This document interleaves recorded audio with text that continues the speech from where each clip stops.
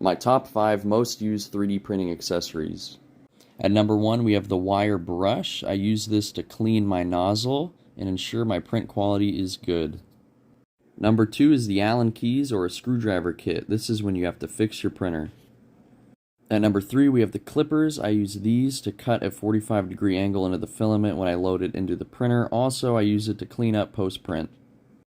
At number 4, we have calipers. This is for any kind of precise measurements, very useful for 3D printing.